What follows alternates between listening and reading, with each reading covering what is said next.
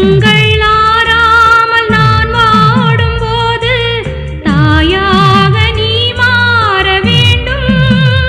அன்பு தாயாக நீ மாற வேண்டும்.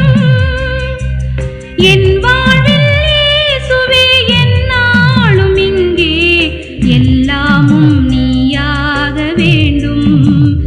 எந்தன் எல்லாமும் நீயாக வேண்டும். பாரங்கள் தாங்காமல் சாகின்ற போது பாதங்கள் நீ